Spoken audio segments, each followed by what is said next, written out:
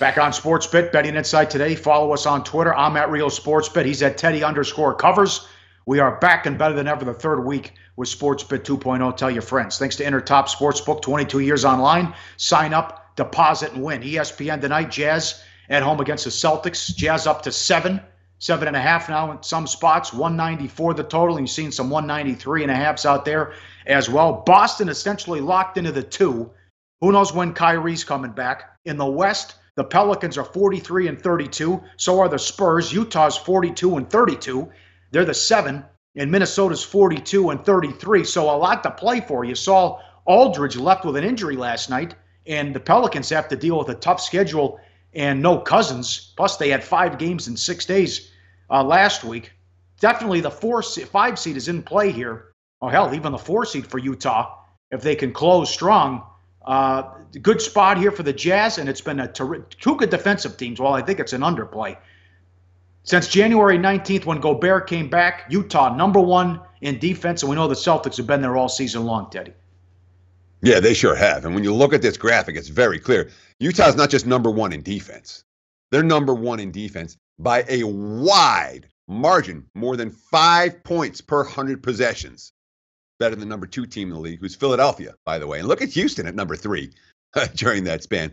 And, of course, the Jazz, they don't consider it coincidence that they've held opponents to 33% from beyond the arc since Gobert returned. That's the second lowest in the league during that span. And they've allowed the third fewest three-point attempts per game during that span as well.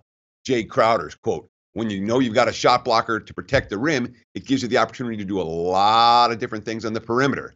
That's what we do. As a defensive unit, we switch it up on the perimeter because we know we have the big fella behind us." Utah's defense is downright scary.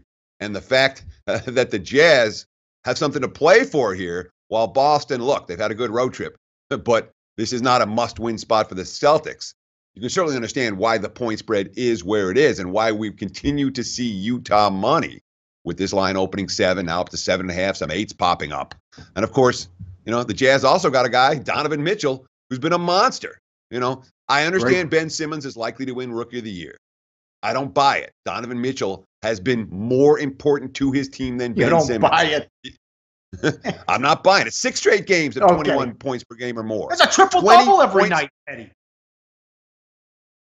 Think about where Philly's going to be without Simmons. Think about where Utah's going to be without Mitchell. Utah loses 20 games more without Mitchell. 20 games, Pauly. Not even close. Philly's still a contender without Simmons. Period. That's what I make my vote on, is which team is worse without the guy. You're comparing the East to the West, too. But Simmons puts up a triple-double every night. In any event, he's been terrific. 23 points per game in March. And you get Exum back, who missed the first 68 games, played in the last 6. He had 13 and 5 against Golden State. Gobert on Exum, quote, he's getting his confidence back, attacking the rim, making plays. It's what we want from him. He's a smart guy. He played hard on defense, and I know it's not been easy for him, but he's been great.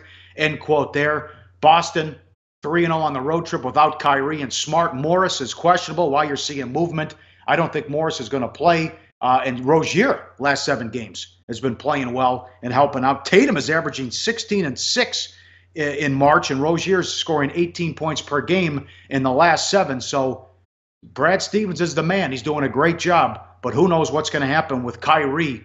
And I talked to a bookmaker who made the Celtics only a 220 favor over Miami in the first round if Kyrie isn't there. So that's something to consider if that's the 2-7 matchup. But Rozier's 3-point shooting, look at this, up, and up. 22.2 and 16, 33.8, and then 38.9 this year. Terrific. And here's Rozier, quote, "Now that I'm in my 3rd year, I told myself to be more poised and pay attention to details, going into the game and slowing my mind down. When everything's slow, you're going at your pace. It's perfect.